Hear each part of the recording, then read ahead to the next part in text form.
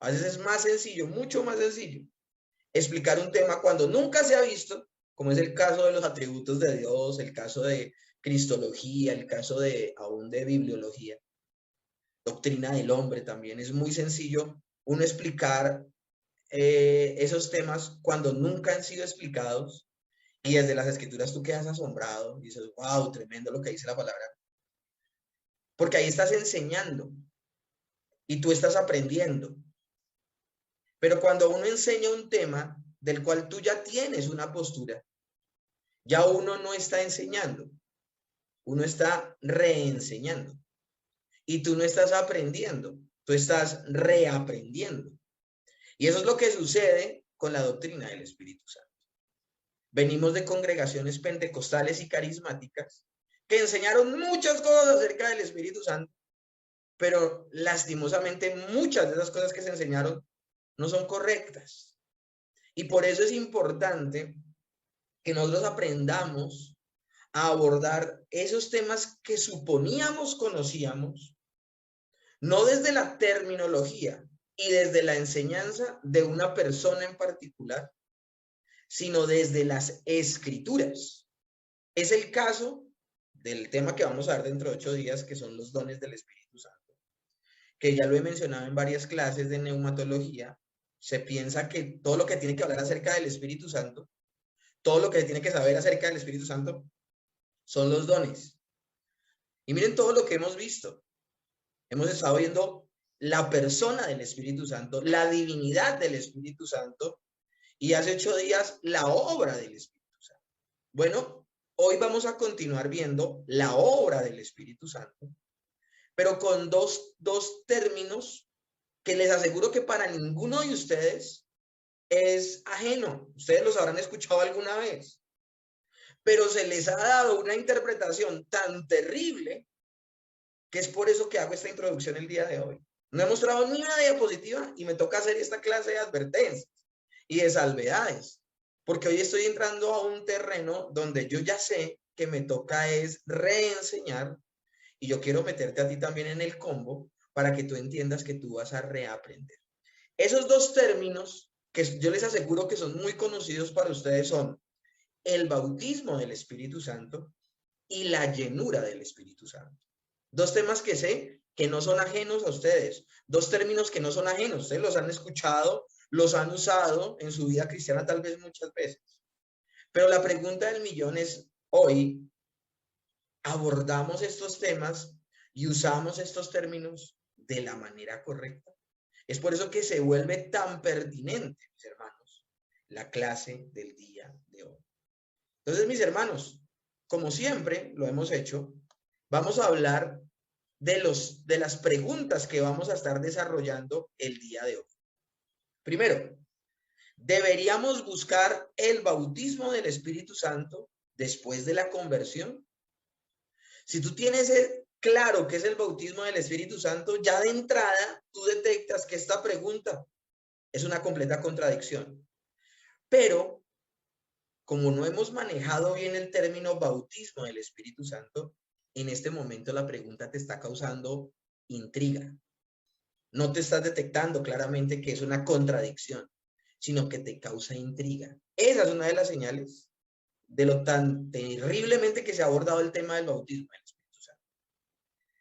Y la segunda pregunta también tiene que ver con lo que he estado hablando en esta introducción. ¿Qué significa ser llenos del Espíritu Santo? ¿Qué significa ser lleno del Espíritu Santo? ¿Es que acaso un creyente, luego de haber nacido de nuevo, puede quedar vacío del Espíritu Santo? O sea, ¿se nos va el Espíritu? O sea, ¿el Espíritu Santo se puede ir de un creyente? Son preguntas bien interesantes que durante el desarrollo de toda la clase se van a estar contestando. No se van a contestar en un punto en particular, sino en toda la clase en general. Entonces, mis hermanos, ya que con la ayuda de Dios pido que se haya cautivado su atención con esta introducción, comencemos. Lo que vamos a hacer nosotros, vuelvo y les repito, no es adoptar una postura teológica de una denominación en particular, los pentecostales, los carismáticos, no vamos a tomar una posición denominacional al respecto. Lo que vamos a hacer es que vamos a explicar con bases bíblicas el tema del día de hoy, el bautismo en el Espíritu Santo y la llenura del Espíritu Santo. Es decir, que hoy vamos a tener un entendimiento bíblico del tema.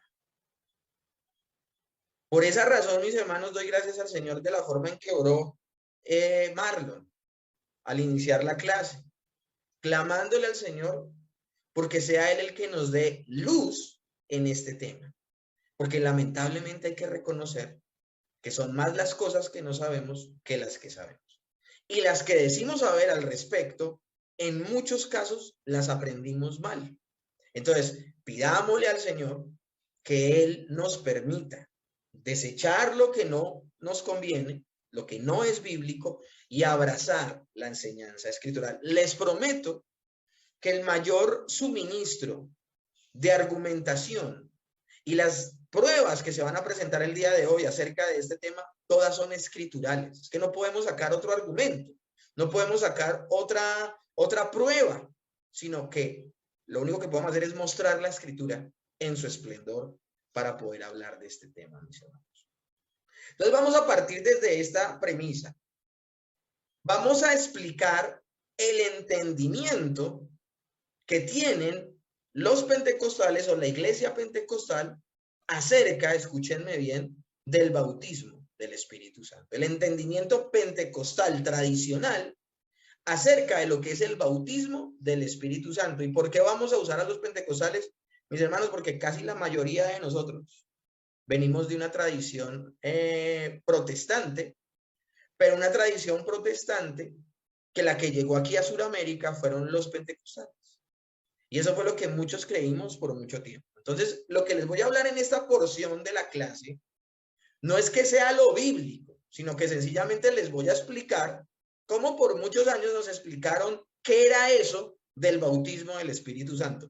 Tengo que hacer la aclaración, tengo que hacer la salvedad. Esta primera parte es tratar de entender el entendimiento, el pensamiento pentecostal tradicional acerca del bautismo del Espíritu Santo.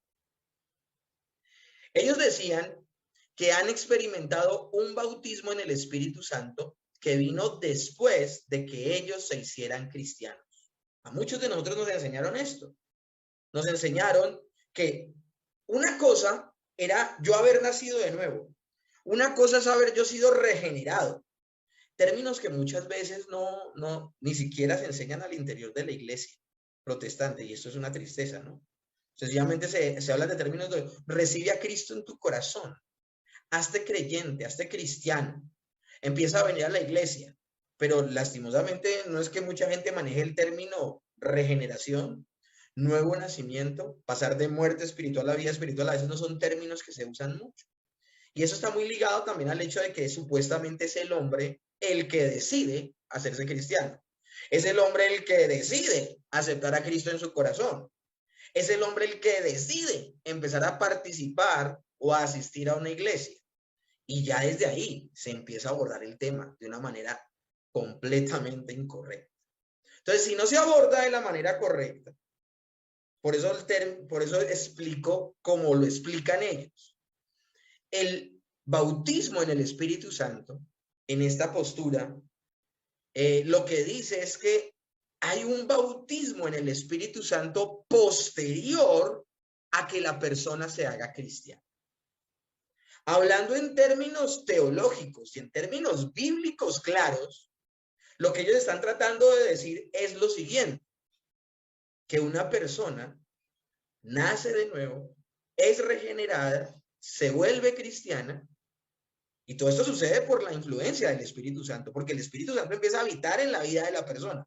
Pero ellos dicen que posterior a esa situación viene algo que se llama el bautismo del Espíritu Santo, y esa persona empieza a sentir el Espíritu Santo en su vida de una manera más especial. Y por esa razón, su adoración y estudio bíblico es más eficaz. Hay un nuevo gozo en la adoración y hay nuevos dones en su vida. Uno de los más representativos que casi todo el mundo en esas congregaciones tiene es el don de hablar en otras lenguas. Hoy no voy a tocar para nada el tema de hablar en otras lenguas. Ese tema no lo voy a tocar hoy para nada. Eso queda reservado para dentro de 8 días, cuando hablemos de los dones del Espíritu. Hoy sencillamente estoy hablando de este tema, el bautismo del Espíritu Santo. Entonces, mis hermanos, es importante tener en cuenta algo. Esta posición carismática o pentecostal, que es la tradicional que llegó aquí a Sudamérica, dice que para este entendimiento se apoya en las Escrituras. Los discípulos de Jesús eran creyentes ya nacidos de nuevo antes del día de Pentecostés, cosa que es cierta. Sin embargo, Jesús les dijo que no se alejaran de Jerusalén sin esperar la promesa de parte del Padre, que serían bautizados con el Espíritu Santo. Eso también es cierto, y lo dice Hechos, capítulo 1, del 4 al 5 y el 8. Enfatiza el Señor Jesucristo: no se muevan de Jerusalén hasta que sean investidos de poder, hasta que venga la promesa del Padre, que es el Espíritu Santo. La Escritura también nos deja ver que después de 10 días de esperar llegó el Pentecostés. Después de 10 días después de ¿qué? De que el Señor Jesús asciende a los cielos. 10 días después llega el Espíritu Santo. Por eso llega en Pentecostés. Pentecostés significa 50 días después de la Pascua. 40 días durante los cuales el Señor Jesús se apareció, asciende a los cielos, y luego 10 días orando los discípulos reciben esa promesa del Espíritu Santo. Después de 10 días de espera, llegó el día del Pentecostés y lenguas de fuego se posaron sobre sus cabezas. Esto también lo vamos a leer en Hechos capítulo 2, verso 4. Entonces, ¿qué dicen los pentecostales? Ellos argumentan, escúchenme bien, ellos argumentan que los discípulos ya habían nacido de nuevo y que después del nuevo nacimiento fueron bautizados con o en el Espíritu Santo. Y es de ahí de donde se basan ellos para la explicación que dan. Ellos dicen, si sucedió en los apóstoles, obviamente tiene que suceder en nosotros. Vuelvo y repito, todo lo que acabo de mencionar en esta diapositiva, no en la anterior, en esta diapositiva, todo lo que acabo de mencionar es cierto, todo está en las Escrituras, pero es cierto el enfoque que le están dando los pentecostales. Es cierta esa premisa de que si sucedió en los 120 en el aposento alto, si sucedió en los 12 apóstoles, ¿tiene obligatoriamente que presentarse de la misma manera en nosotros?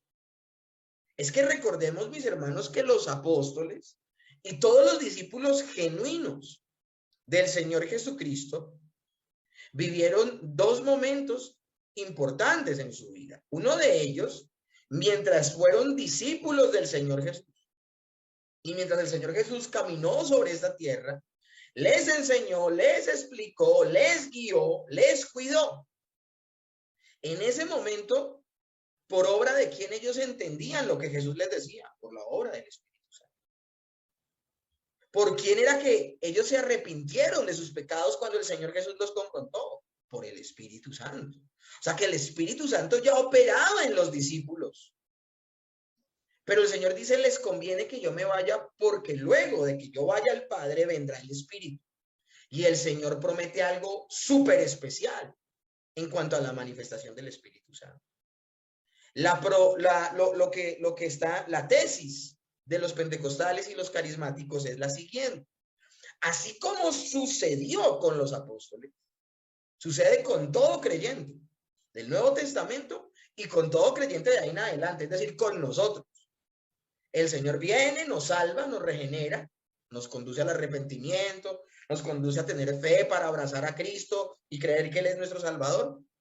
Pero luego más adelante se manifiesta la llenura del Espíritu Santo y una presencia especial del Espíritu Santo. Nos va a tomar toda la clase descubrir si esta premisa es cierta o es falsa. También ellos dicen que los cristianos hoy, como los apóstoles, si alguien no lo terminó de entender aquí, yo lo volví a ratificar, deberían preguntarle a Jesús por el bautismo del Espíritu Santo, siguiendo el modelo de vida de los discípulos.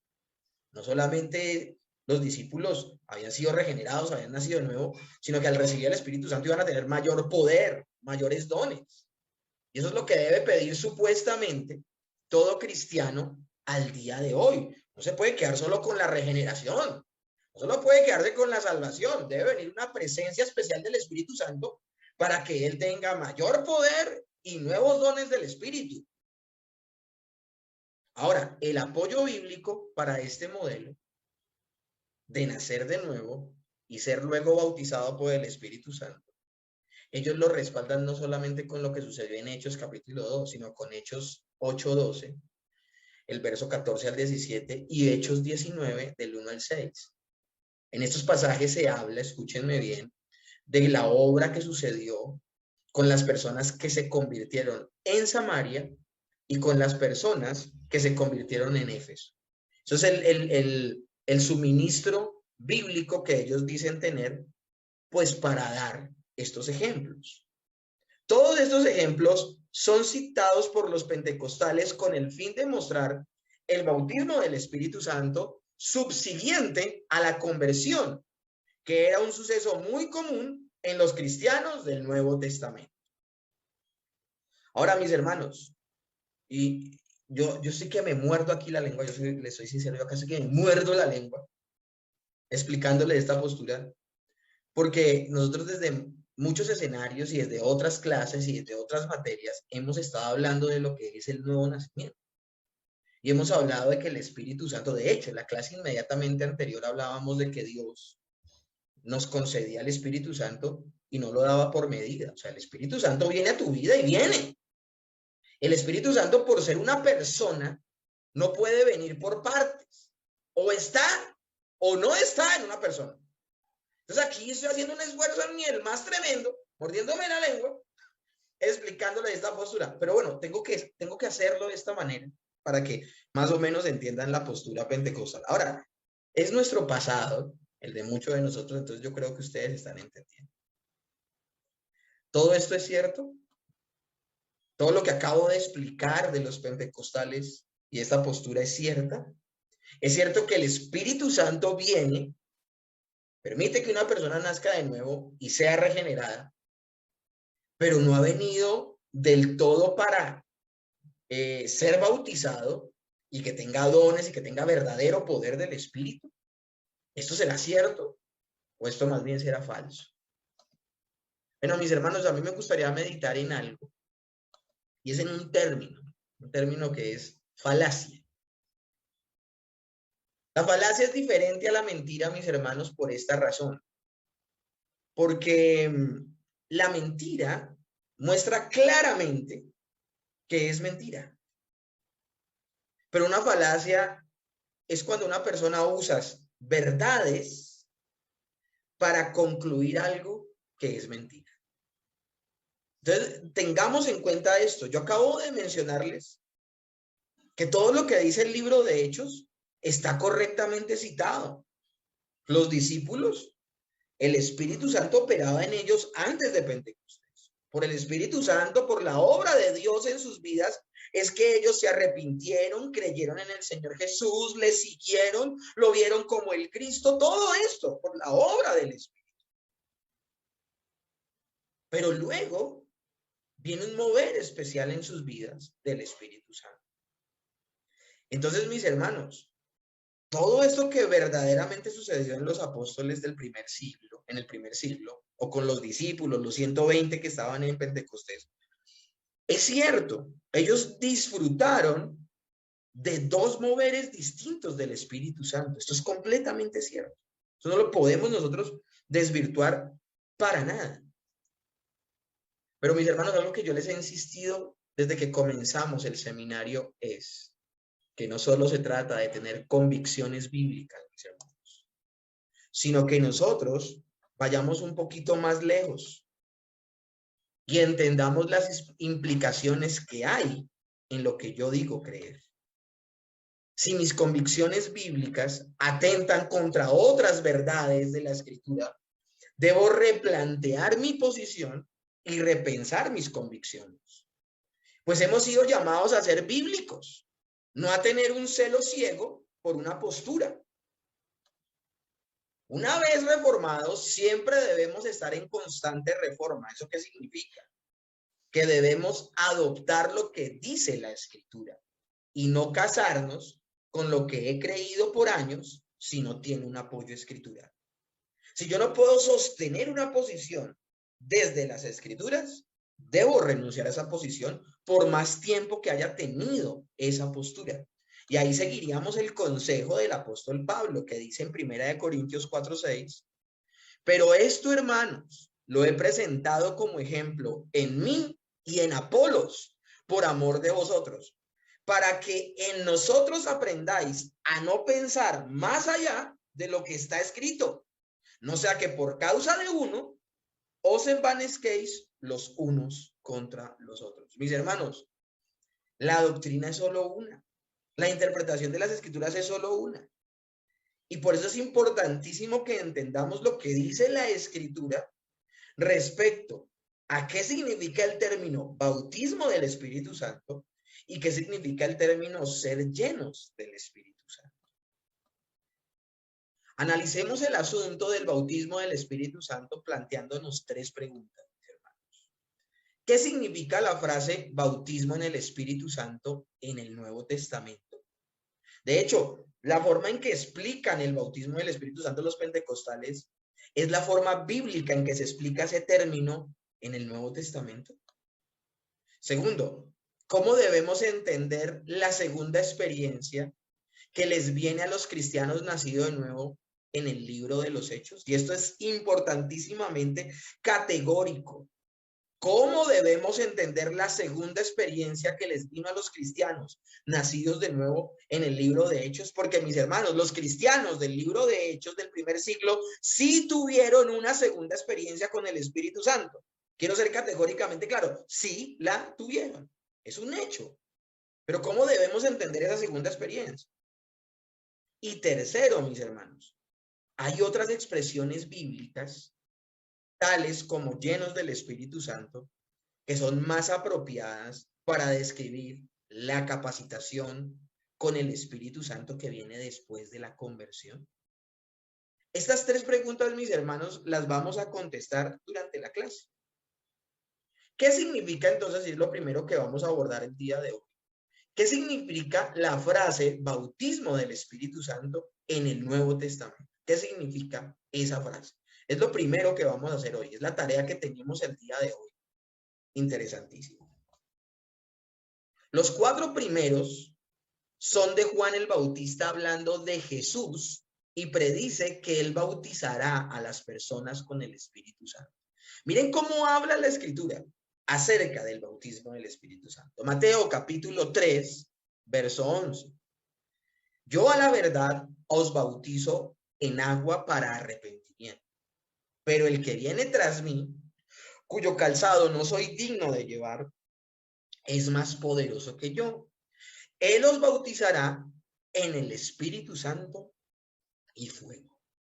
Y eso es interesantísimo, Espíritu Santo y fuego. Aquí está haciendo una referencia directa Juan el Bautista con lo que iba a suceder en Pentecostés. Cuando usa el término fuego, no está hablando del infierno ni nada, está hablando de esas llamas de fuego que iban a aparecer en el aposento alto. Los otros textos que hablan de la misma manera son Marcos capítulo 1, verso 8, Lucas capítulo 3, verso 16 y Juan 1, 33. Ahora, también debemos decir algo y es, los siguientes pasajes, los 2 siguientes pasajes, se refieren directamente a lo acontecido en el Pentecostés. Hechos capítulo 1, verso 5 dice, Juan bautizó con agua. Miren cómo ahora se nombra a lo que había dicho Juan el Bautista, que acabo de leer en Mateo. Juan bautizó con agua, pero dentro de pocos días ustedes serán bautizados con el Espíritu Santo. Hechos 11 del 15 al 16, esta es la nueva versión internacional.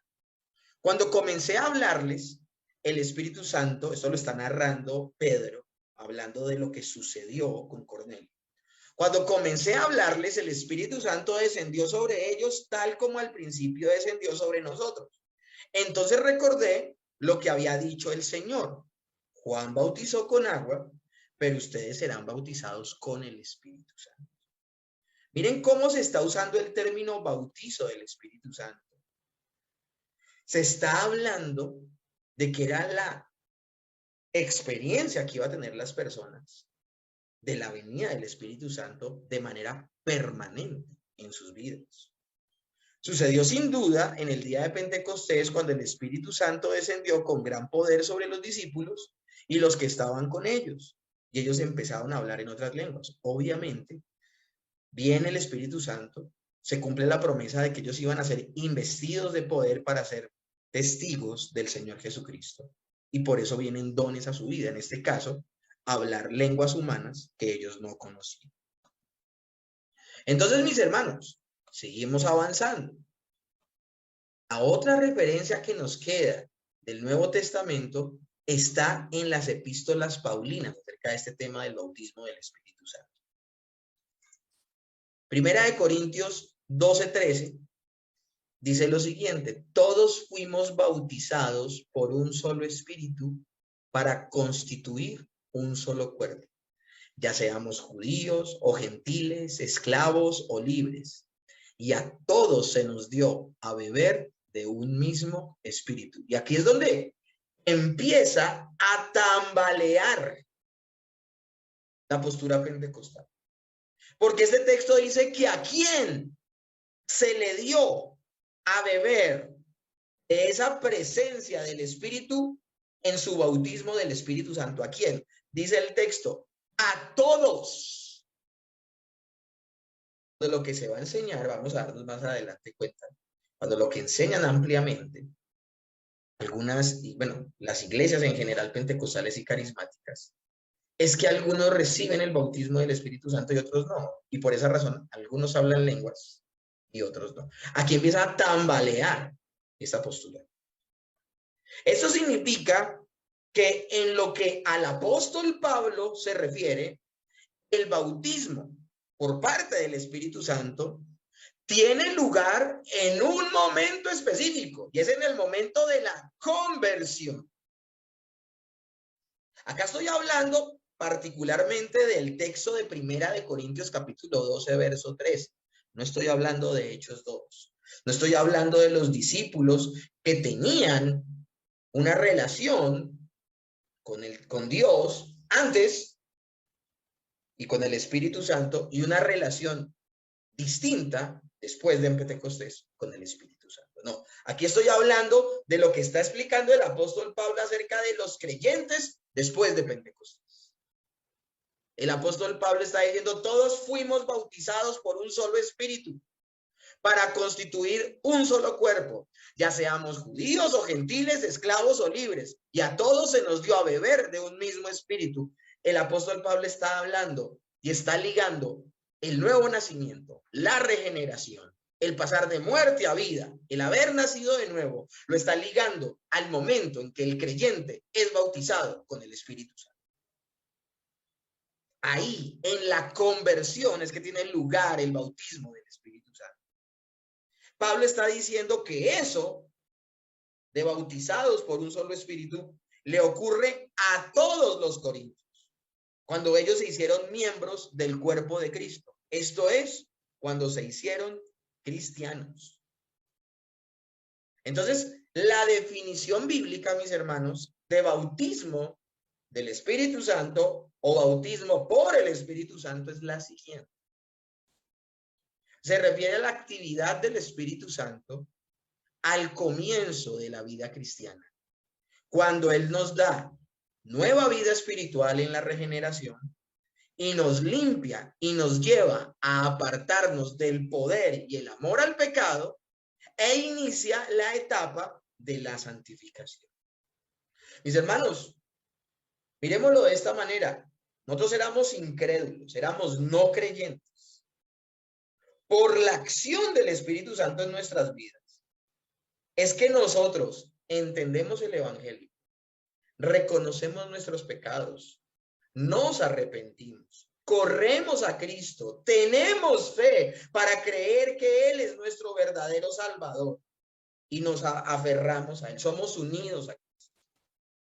Sin el Espíritu Santo nada de esto sucede. Y todo eso sucede porque el creyente es bautizado. Cuando viene por primera vez el Espíritu Santo a la vida del creyente, es cuando el creyente es bautizado con el Espíritu Santo. ¿En qué creyentes pasa esto? En todos. Y estoy hablando de verdaderos creyentes. Si una persona dice ser creyente, pero no tiene el Espíritu Santo, dice el apóstol Juan, no es creyente. Vuelvo y repito, y miren el orden, cómo tiene que ver mucho el orden con el que hemos visto estas clases. Nos desgastamos la primera clase enseñando la persona y la divinidad del Espíritu Santo. Y hemos entendido que una persona está o no está presente. Entonces el Espíritu Santo no viene por partes. Cuando decimos que el Espíritu Santo viene en la vida del creyente de manera permanente y de manera plena, estamos ahora, ya expliqué lo que significa de manera plena, porque un ser infinito no puede estar infinitamente en un ser finito. Si no tienen ni idea de lo que les estoy hablando es porque no vieron la clase pasada, vean. Haciendo esa salvedad, el Espíritu Santo llega al incrédulo y al habitar en su vida ya lo vuelve creyente porque lo capacita para creer. Ahora él cree que está perdido, él cree que está condenado, él cree que necesita un salvador, él cree que ha pecado, él cree que tiene que arrepentirse, él cree al evangelio, porque cree, corre a Cristo y al abrazarlo es justificado, es salvado, es regenerado, es redimido. Todo eso sucede. Ahora les advierto, la próxima materia es doctrina de la salvación. Vamos a ver el ordo salutis, el orden de la salvación. Esto va a ser maravilloso. Por eso es que no he entrado en tanto detalle con esto. ¿Qué sucede primero? ¿Qué sucede después? Aunque muchas cosas suceden de manera simultánea. Lo tremendo del asunto, mis hermanos, es que con esta definición es imposible entonces decir que el Espíritu Santo está más presente en unos discípulos que en otros discípulos. No se puede decir que el Espíritu Santo está más presente en algunos creyentes que en otros creyentes. El bautismo del Espíritu Santo no es un momento, la escritura, el apóstol Pablo explica qué es el bautismo del Espíritu Santo. Y él cuando explica qué es el bautismo del Espíritu Santo no está hablando de una segunda obra, no está hablando de una segunda visita con mayor poder, está hablando que el bautismo del Espíritu Santo es cuando el Espíritu Santo viene a una persona que estaba muerta en sus delitos y pecados y le da vida. Y por esa vida, esta persona es un ser espiritual, es regenerado y se salva. Y cuando viene, porque es una persona, viene plenamente. No viene por partes. No viene un poquito aquí y un poquito allá. Él está o no está. Entonces, dejando esto claro, mis hermanos, seguimos avanzando el día de hoy. ¿Cómo podemos entonces entender la referencia al bautismo con el Espíritu Santo en Hechos capítulo 1:5 y en Hechos 11:16 sobre los discípulos que ya habían nacido de nuevo? Alguien podría decir, bueno, yo estoy entendiendo que el bautismo del Espíritu Santo es cuando el Espíritu Santo viene por primera vez en la vida de un creyente y le permite nacer de nuevo. Pero eso no es lo que estamos viendo en los apóstoles. Los apóstoles ya habían nacido de nuevo cuando vino el Espíritu Santo sobre ellos en Pentecostés. Si los apóstoles no hubiesen nacido de nuevo, no habría podido decir Pedro a Jesús, tú eres el Hijo del Dios viviente. Ellos no habrían podido arrepentirse de sus delitos y pecados. Ellos no habrían confiado su vida al Señor Jesús. Ellos no habían creído en el Señor Jesús. Entonces es muy importante esta pregunta. ¿Cómo podemos entonces darle respuesta a lo que está sucediendo con ellos? Pues mis hermanos, debemos entender que Pentecostés es mucho más que un evento individual en la vida de los discípulos de Jesús. El día de Pentecostés fue un punto de transición. Esta palabra es importantísima. Ojalá la apunten si están tomando apuntes. El día de Pentecostés fue un punto de transición entre la obra del Espíritu Santo en el antiguo pacto y su obra y ministerio en el nuevo pacto, tema que ya hablamos la semana pasada. La semana pasada ya veníamos hablando de que una era la forma en que se movía el Espíritu Santo en el Antiguo Testamento y otra forma en la que se movía en el Nuevo Testamento. Y aquí es, mis hermanos, donde viene el secreto. Abraham vivió la forma en que el Espíritu Santo se movió en el Antiguo Testamento. Y Pablo vivió la forma en que se mueve el Espíritu Santo en el Nuevo Testamento. No hay problema con eso. Pero es que hay unos personajes bíblicos que vivieron en tiempo real la transición de esos dos momentos. Los apóstoles viven en un momento donde ellos gozaron del mover del Espíritu Santo tipo Antiguo Testamento, y luego del Pentecostés van a empezar a disfrutar del mover nuevo del Espíritu Santo luego de la muerte y ascensión del Señor Jesucristo. Antes del Pentecostés, la acción del Espíritu Santo en la vida individual fue en general una obra de menos poder. Hechos 1:8, por eso le dice esto el Señor a sus discípulos: pero recibiréis poder cuando haya venido sobre vosotros el Espíritu Santo, y me seréis testigos en Jerusalén, en toda Judea, en Samaria y hasta lo último de la tierra. Yo sé que acá hay personas que están recibiendo esta clase que no ven los sermones del día domingo, pues porque pertenecen a sus congregaciones locales particulares. Nosotros estamos viendo el libro de Hechos los días domingos en la iglesia.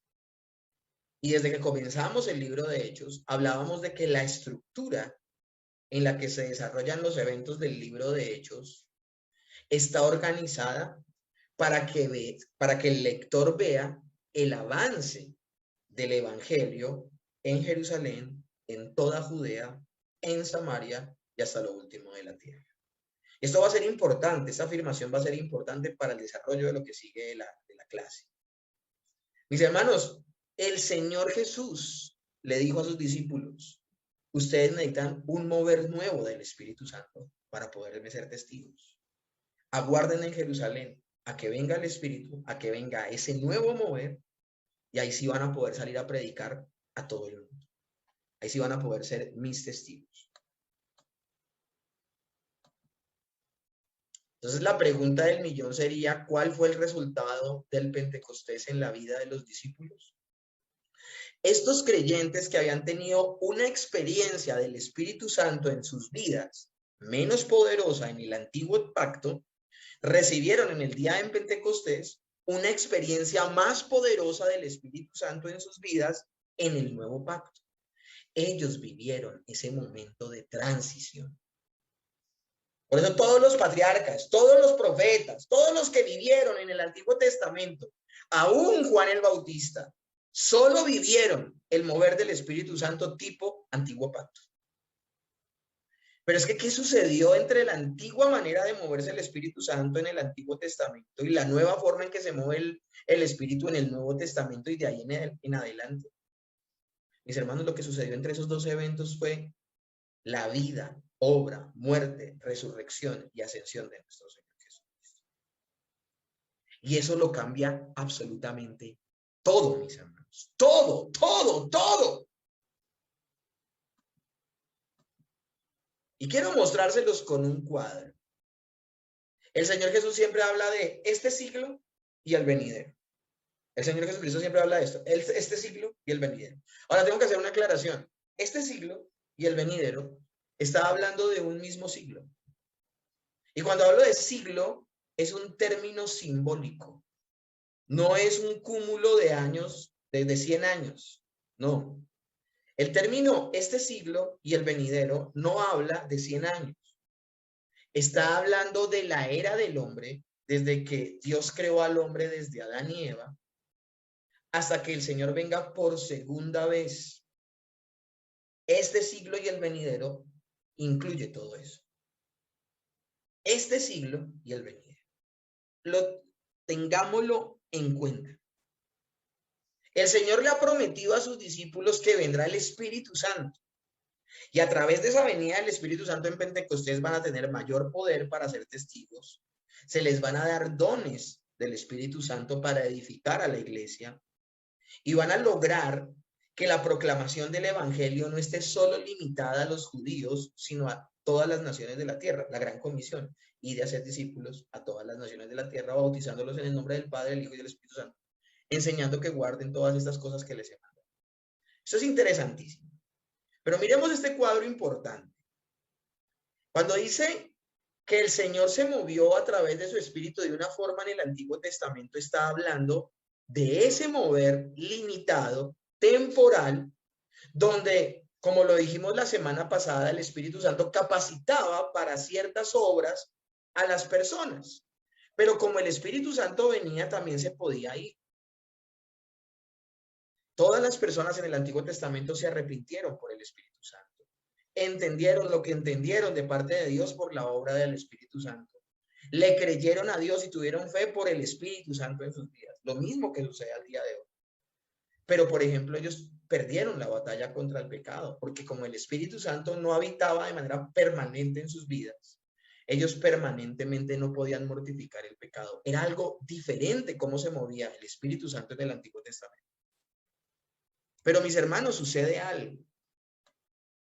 Y sucede lo siguiente, y aquí es donde nos tenemos que familiarizar con términos: postreros tiempos. La gente piensa que los postreros tiempos es cuando ya está el anticristo acá. Miren, mis hermanos, los postreros tiempos fueron inaugurados con la venida del Señor Jesucristo. Los postreros tiempos fueron inaugurados con la venida del Señor Jesucristo. Él vive una vida perfecta, nunca peca, de perfecta obediencia, impecabilidad, impoluto. Por misericordia sanó a muchas personas, muere en la cruz, presenta un sacrificio perfecto, asciende a los cielos. Y antes de ascender a los cielos es que le hace la promesa a los discípulos diciéndoles: ustedes serán visitados por el Espíritu Santo, Él los llenará y ustedes van a poder ser testigos. Pues, mis hermanos, la promesa se cumplió en Pentecostés. Y a partir de allí, ya el mover del Espíritu Santo es otro. Y es a lo que se conoce, mis hermanos, como esa nueva forma de moverse el Espíritu Santo. La unción constante del Espíritu Santo. Cuando hablo de unción, no hablo de esos poderes que a la gente se imagina a veces, tipo Dragon Ball Z, ¿no? La unción es la presencia del Espíritu Santo. Cuando la Biblia dice la unción enseña todas las cosas, está hablando de que el Espíritu Santo presente en el creyente lo va a conducir a darle una interpretación correcta a las Escrituras y a las situaciones que vive. Lo tremendo del asunto, mis hermanos, es que el mover del Espíritu no solamente va a ser allí, ese Espíritu Santo que le es concedido al creyente, y que el mismo apóstol Pablo más adelante va a decir que el Espíritu Santo es como la cuota inicial de nuestra vida eterna, y más que la cuota inicial, son las arras, la demostración, el compromiso de Dios con el creyente de que verdaderamente el creyente va a vivir eternamente en la gloria con el Señor. ¿Cuándo sucederá esto? Cuando el Señor vuelva por segunda vez y resucite a los muertos y también transforme a los vivos y vivamos en su gloria para siempre. Eso, mis hermanos, es lo que el cuadro completo. Eso es lo que podemos hablar, mis hermanos, de esta época maravillosa. Pero veamos cómo está dividido en dos el mover del Espíritu Santo. Una fue la forma en que se movió en el Antiguo Testamento y otra forma en la que se movió en el Nuevo Testamento. Lo que ocurrió en el Pentecostés fue una transición de la obra del Espíritu Santo en el Antiguo Pacto y la obra del Espíritu Santo en el Nuevo Pacto. ¿Y por qué hablamos en términos de Antiguo y Nuevo Pacto? Es que, mis hermanos, el Nuevo Pacto fue establecido con la muerte de nuestro Señor Jesucristo. Aunque los discípulos vivieron esa transición como una nueva experiencia del Espíritu Santo, mucho después de su conversión, no hay que tomarlo, y por eso está en letras mayúsculas, por eso está subrayado, por eso está en otro color. No hay que tomarlo como un modelo para nosotros, porque nosotros no estamos viviendo un tiempo de transición de la obra del Espíritu Santo. Ese momento que vivieron los apóstoles es histórico, y por ser histórico es único e irrepetible.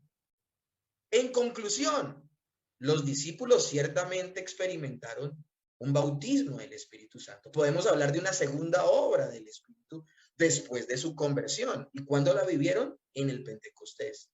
Pero, mis hermanos, lo repito por enésima vez, Esto sucedió porque estaban viviendo un momento único en la historia.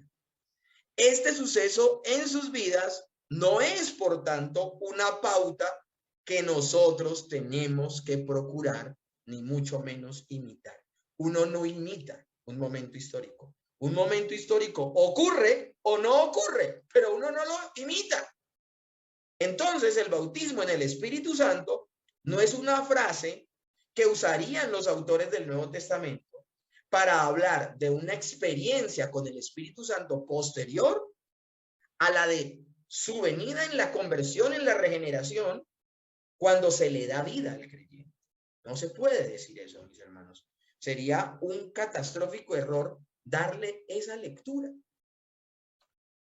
Entonces la pregunta que asalta luego de esto es, ¿cómo podemos explicar los otros aparentes ejemplos de una segunda experiencia del Espíritu Santo citada por los pentecostales y que encontramos en el libro de Hechos? ¿Cómo podemos darle respuesta? Si fue un momento histórico, pero le pasó a otras personas. Pues aquí la pregunta es, ¿será que los pentecostales están citando correctamente esos textos? Ellos están diciendo que en la conversión de los samaritanos, en la conversión de Cornelio y en la situación que vivieron los discípulos de Éfeso, ellos vivieron una segunda obra del Espíritu Santo, una nueva visita del Espíritu Santo, y en esa visita recibieron dones. La pregunta del millón es, ¿ellos están citando bien esos textos? No, no los están citando bien.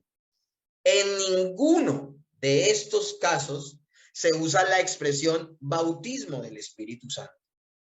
No hay textos en el Nuevo Testamento que nos animen a buscar una segunda experiencia del bautismo del Espíritu Santo que venga después de la conversión.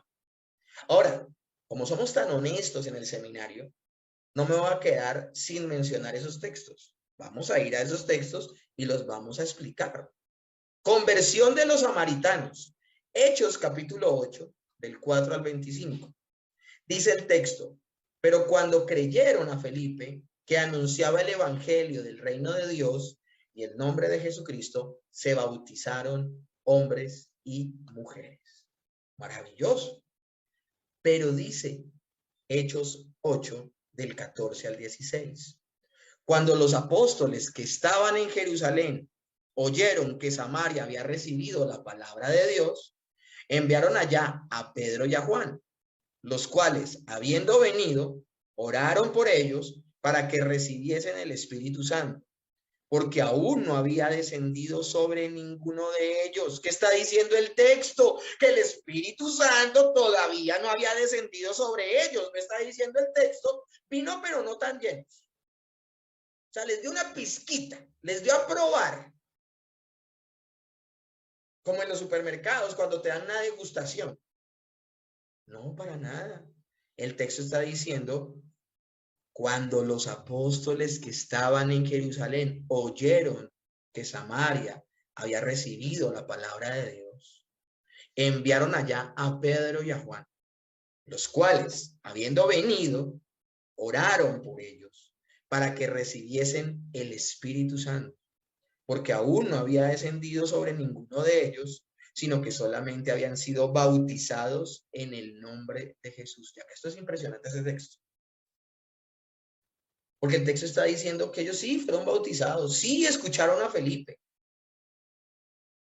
Pero es que, mis hermanos, y me encanta cómo oraba hoy Marlon, porque Marlon hablaba hoy en la oración decía que esto no es una cuestión intelectual. Intelectualmente los samaritanos entendieron el mensaje de salvación. Intelectualmente entendieron que lo que normalmente hace un creyente cuando cree es bautizarse. Pero lo tremendo del asunto es que el soberano Dios es el que determina cuándo una persona nace de nuevo. Juan capítulo 3. El Señor Jesucristo le dice a Nicodemo, el Espíritu Santo es como el viento. No sabes de dónde viene ni para dónde va. De hecho, ¿quién puede controlar al viento? ¿Quién puede controlar al Espíritu Santo? El mismo Juan en el capítulo 1 dice que los nacidos del Espíritu no nacen por voluntad de varón, ni de carne, sino por voluntad de Dios. Y la gente nace de nuevo cuando Dios lo determina, no cuando el hombre lo determina. Miren, yo fui tan arrogante en mis tiempos de carismático. Yo era de los que decía, dentro de un mes va a salir un encuentro de jóvenes. Y yo le ponía metas a Dios. Yo le decía, y 120 jóvenes van a salvarse dentro de un mes. Yo era el que determinaba. Yo estaba envanecido, mis hermanos. Congregaciones que dicen, la gente nace de nuevo en un encuentro. La gente nace de nuevo en una célula. La gente solo puede nacer de nuevo en el culto dominical mientras el predicador predica. Cuando una persona puede nacer de nuevo en cualquier lugar, si se le predica la escritura y actúa el Espíritu Santo. ¿Dónde le predicó Felipe a el etíope eunuco, funcionario de la reina de Candace? En el camino. ¿Dónde? Escúchenme bien. Donde el Señor decide. Providencialmente, mis hermanos. Providencialmente. Agradó, escúchenme bien, a Dios hacerlo de esta manera. Algunos han argumentado que esta no era una fe salvadora genuina de parte de los samaritanos. ¿Cuál? La posterior a cuando llegaron los discípulos. Porque recuerden, ellos son bautizados y a mí no ha pasado todavía nada. Quiero acabo de volverme para que veamos los textos y veamos el orden cronológico de lo que les estoy narrando. Hechos 8:12. Pero cuando creyeron a Felipe y anunciando el evangelio del reino de Dios y el nombre de Jesucristo, se bautizaron hombres y mujeres. Y el verso 14 y 16 dice, cuando los apóstoles estaban en Jerusalén, oyeron que recibieron la palabra, enviaron allá a Pedro y a Juan, los cuales habiendo venido, oraron por ellos y recibieron el Espíritu Santo, porque aún no había descendido sobre ellos.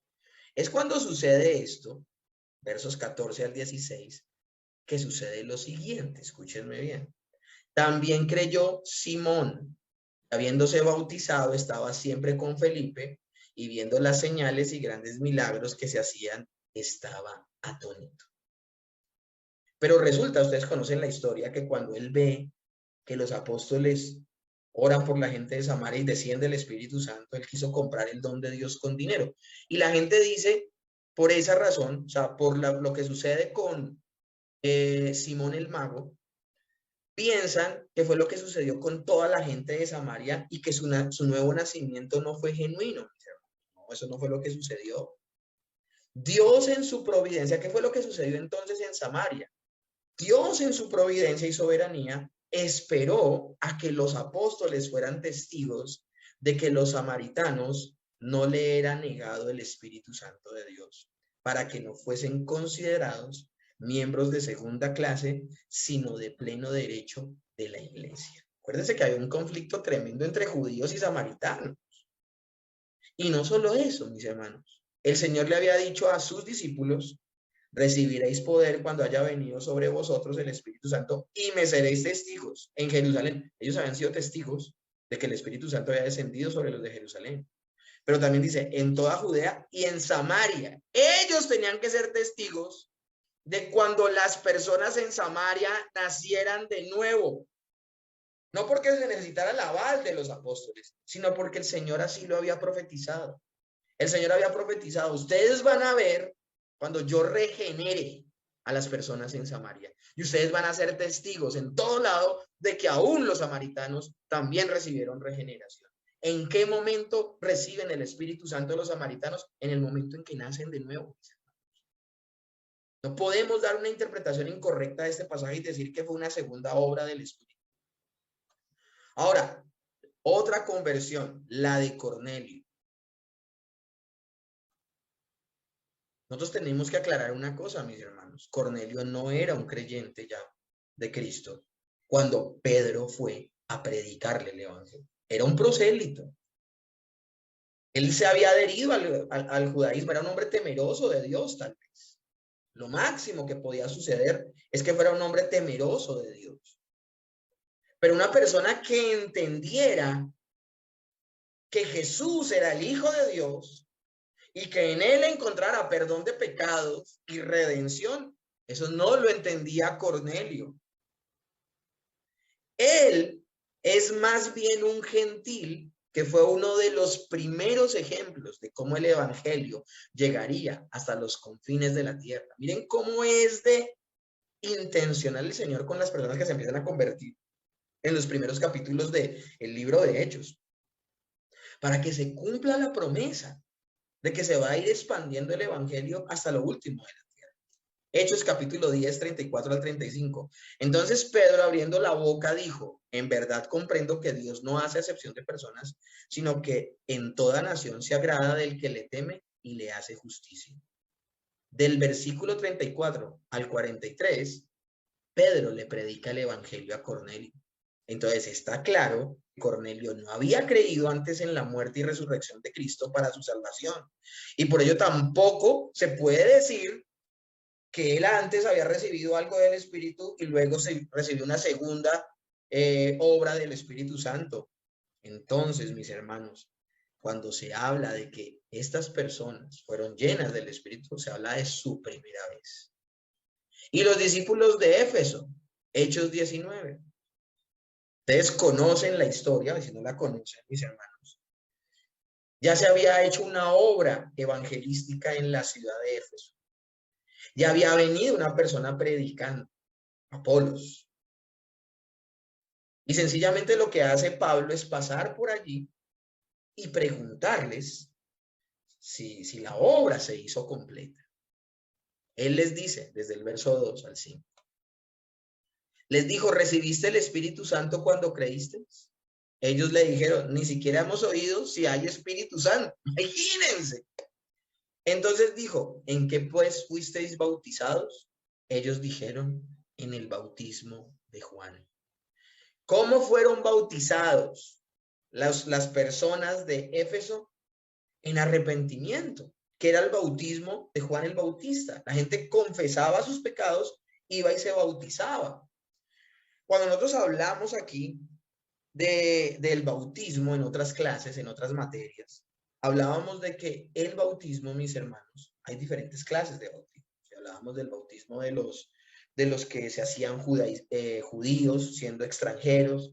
Hablábamos del bautismo de Juan el Bautista, que era en arrepentimiento, y hablábamos del bautismo que ahora practicamos nosotros, que es donde reconocemos que estamos identificándonos con la muerte y resurrección de Cristo. Ese bautismo no fue el que practicaron los de Éfeso en este momento. Ellos bajaron a las aguas en arrepentimiento, no identificándose con la muerte y resurrección de Jesucristo. Eso quiere decir que ni siquiera les habían predicado completo el evangelio. Les habían predicado solamente hasta lo que había enseñado Juan el Bautista. Entonces, cuando ellos responden eso, dijo Pablo: Juan bautizó con bautismo de arrepentimiento, diciendo al pueblo que creyesen en aquel que vendría después de él. Y se las bota y les predica el evangelio. Esto es, en Jesús el Cristo. Cuando oyeron esto, fueron bautizados en el nombre del Señor Jesús. Es allí donde ellos son llenos del Espíritu Santo, porque nacieron de nuevo. La persona no puede nacer de nuevo si no se les predica de Cristo. Entonces, maravilloso. Pablo les predicó acerca de Jesús, pues estos no habían escuchado el evangelio. Sobre estos no se puede decir que hayan tenido una experiencia después de su conversión, pues apenas estaban recibiendo el evangelio. En conclusión, el bautismo en el Espíritu no es una expresión de los autores del Nuevo Testamento que usaran para hablar de una obra del Espíritu Santo después de la conversión. Y los supuestos ejemplos bíblicos de segundas experiencias de recibir el Espíritu Santo en el libro de Hechos no son modelo para que nosotros lo imitemos en la vida cristiana. Palabras más, palabras menos. No hay textos en el Nuevo Testamento que nos animen a buscar una segunda experiencia del bautismo del Espíritu Santo que venga después de la conversión. ¿Qué repercusiones hay de esta doctrina? De esta doctrina, mis hermanos de la Iglesia Pentecostal y Carismática, que lo que trae es más problemas que bendiciones, porque no es una doctrina que emerge de las Escrituras. La doctrina pentecostal del bautismo del Espíritu Santo ha intentado dividir a la iglesia en dos categorías de creyentes. Primero que todo, hay que aclarar que en el mundo hay creyentes y no creyentes, hay cristianos y no cristianos, hay gente salva y gente que no es salva. No voy a hablar de los que no son salvos, no voy a hablar de los que no son cristianos, no voy a hablar de los que no son creyentes, voy a hablar de los cristianos. El pentecostalismo con esta doctrina que no tiene asidero bíblico ni escritura, lo que hace es dividir a la iglesia en dos categorías: los cristianos bautizados en el Espíritu Santo y los cristianos comunes. Imagínense que una doctrina que no emerge de las escrituras, lógicamente por no venir del Señor, lo que hace es dividir a la iglesia. ¿Cuánta gente anda re triste en las iglesias pentecostales y carismáticas porque no hablan en lenguas? Porque es que muestran como una obligación que las personas tienen que hablar en lenguas, o si no el Espíritu Santo no está plenamente en ellos. Y muchos de ellos caen en la simulación para no sentirse tan mal. Otras formas en que han clasificado a los cristianos, dividiéndolos son en estas dos o tres categorías: cristianos llenos del Espíritu Santo o cristianos comunes, cristianos espirituales o cristianos carnales, cristianos santificados o cristianos comunes, discípulos o simpatizantes, cristianos comunes. Algunos los llaman a los que han recibido la segunda manifestación del Espíritu como santos sacerdotes, mientras que el resto son gente común que solo nació de nuevo. Miren cómo menosprecian el nuevo nacimiento. Solo nacieron de nuevo, pero no tienen dones con los cuales descrestar a la iglesia. ¡Qué abominación! Una cosa impresionante, mis hermanos. La objeción principal a esta posición es que el Nuevo Testamento no enseña nunca estos dos niveles o clases de cristianismo. Nunca la Biblia nos habla, escúchenme bien, de que al interior de la iglesia haya dos clases de cristianos. En la iglesia solo hay cristianos. En ninguna parte de las epístolas leemos que Pablo o Pedro anden diciéndole a la iglesia que tienen problemas. Todos ustedes necesitan ser bautizados en el Espíritu Santo porque solo han sido regenerados, solo han nacido de nuevo. Oiga, pónganse pilas porque ustedes necesitan es la llenura del Espíritu Santo. Están quedando corticos solo habiendo nacido de nuevo. Nunca vamos a ver a los apóstoles hablando de esa manera. De hecho, en ninguna parte oímos al mismo Señor Jesucristo resucitado decirle a ninguna de las iglesias que aparecen en Apocalipsis 2 y 3, que tienen dificultades, a ninguna de ellas les dice: pídanme que los bautice con el Espíritu Santo. Entonces, mis hermanos, es una interpretación completamente desacertada. Divide a los cristianos. Y toda división en categorías o clases no tiene ningún fundamento escritural. Hay un modelo de entender entonces los varios grados de madurez, poder y comunión con Dios que tienen los cristianos o que los cristianos experimentan. Mis hermanos, es un hecho de que al interior de la iglesia hay gente más madura y menos madura. Al interior de la iglesia hay personas con más santidad y con menos santidad. Es claro que al interior de la iglesia hay personas con una mayor comprensión de las cosas espirituales que otros. Pero eso se le atribuye a que el Espíritu Santo esté más o esté menos en el creyente. No, porque en el creyente está o no está el Espíritu Santo. Y una forma importante de poderlo graficar es esta. Hablemos del crecimiento espiritual del creyente. Dentro de la iglesia, mis hermanos, hay personas que han llegado antes o después, que llevan más o menos tiempo en la iglesia. Ahora, la madurez ni siquiera depende del tiempo que lleven en la iglesia. Hay personas que pueden llevar 30 años en la iglesia y ser unos inmaduros. Y personas que lleven solo un añito en la iglesia y ser remaduros espiritualmente. ¿Por qué razón?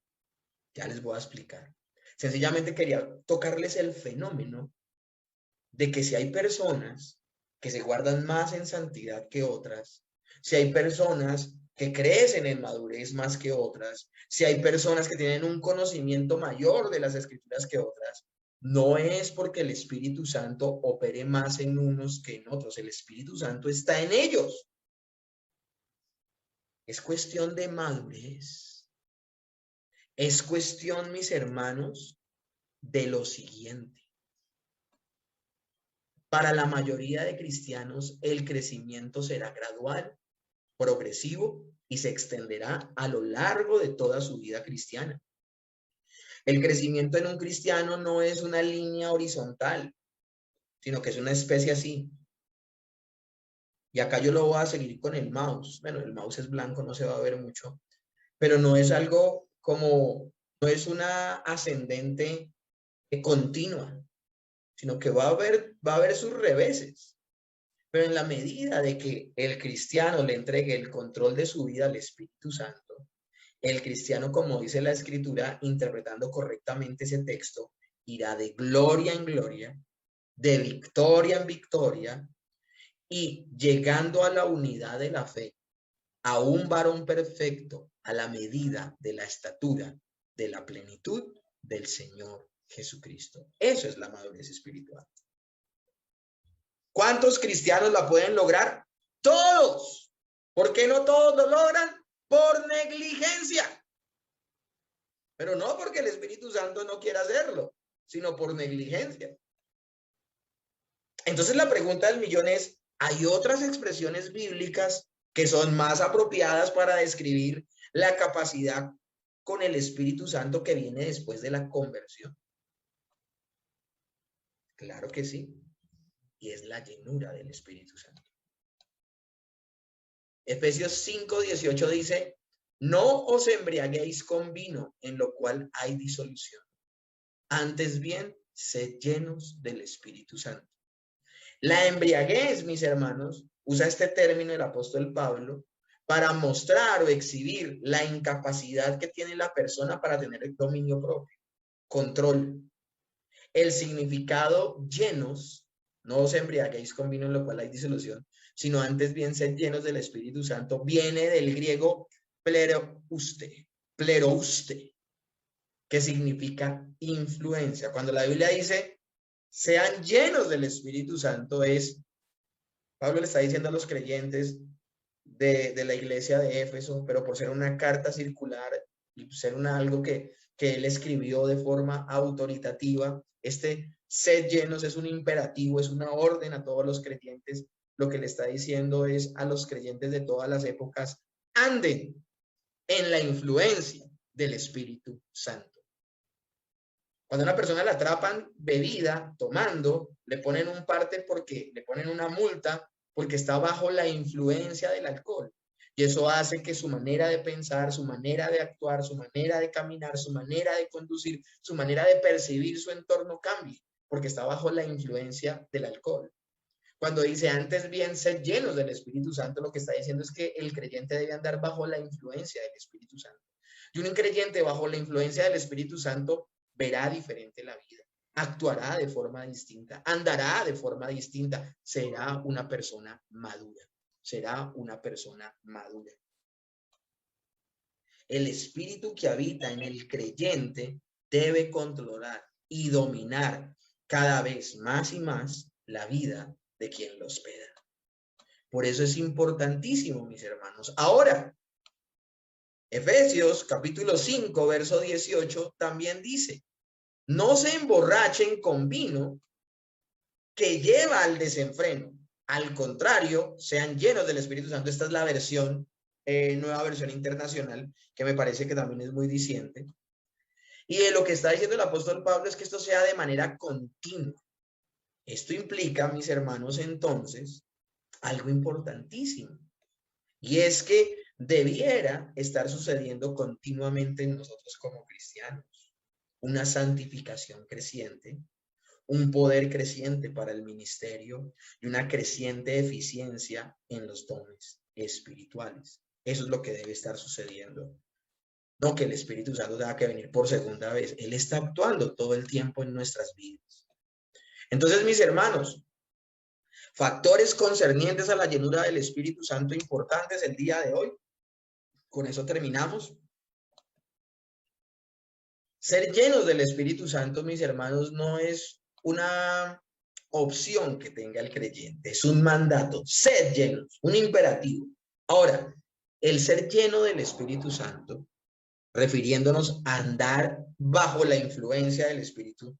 Yo quiero que nos saquemos de la cabeza que una persona que no es llena del Espíritu Santo es una persona que el Espíritu Santo se fue de su vida. No, el Espíritu Santo no se va de la vida del creyente. El Espíritu Santo vino a permanecer en el creyente. Pero si el creyente es negligente por su mal comportamiento, lo que hará es contristar al Espíritu Santo, entristecer al Espíritu Santo, y no andará en la influencia del Espíritu Santo, sino que volverá a los antiguos hábitos del viejo hombre. Ese viejo hombre que, como dijo Martín Lutero, pensaba haber ahogado en las aguas del bautismo, pero el desgraciado sabía nadar. Acuérdense que dentro de nosotros hay un remanente de pecado. Y si nosotros no le entregamos nuestra vida al control del Espíritu Santo, volveremos a esos viejos hábitos, a pesar de que el Espíritu Santo esté dentro de nosotros. Entonces, mis hermanos, el estar llenos del Espíritu no significa que si no estamos llenos, estamos vacíos del Espíritu. El Espíritu Santo está dentro de nosotros. Pero si nosotros somos negligentes, lo vamos a contristar, lo vamos a entristecer, y por nuestra pecaminosidad no vamos a andar llenos del Espíritu Santo. La llenura del Espíritu, por eso, es condicional.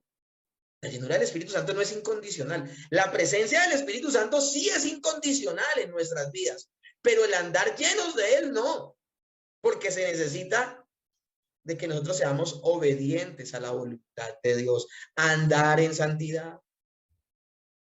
Y andar llenos del Espíritu Santo también es repetitivo. No es una segunda vez, no, todo el tiempo, todo el tiempo. Es un presente imperativo, un evento continuo. Continuamente estoy siendo lleno del Espíritu Santo, permitiendo que su influencia me haga cada vez más como es Cristo. No contristar al Espíritu Santo entonces es clave, se constituye clave para yo andar lleno del Espíritu. No contristes al Espíritu Santo de Dios, con el cual fuisteis sellados para el día de la redención.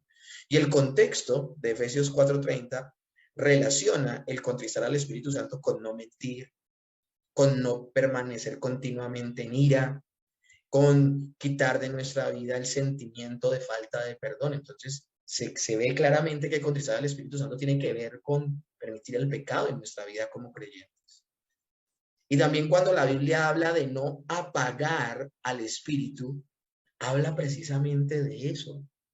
No que la presencia del Espíritu se vaya de nuestras vidas, sino que lo descuidemos tanto siendo creyentes, que es como si no estuviera, porque no crecemos.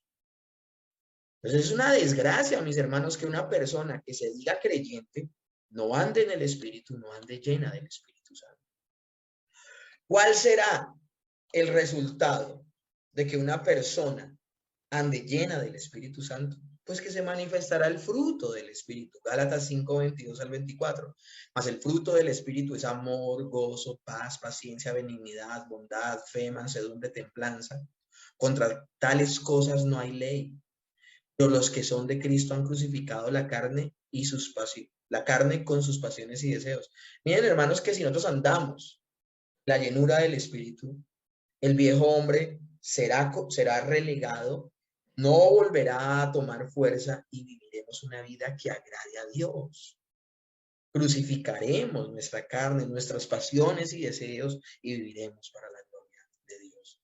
Todo esto sucede, mis hermanos, porque es una obra del Espíritu Santo. Es una obra del Espíritu Santo. Y el Espíritu Santo, ¿cuántas veces viene a la vida del creyente? Una vez. Y luego de que viene una vez, viene para siempre a quedarse.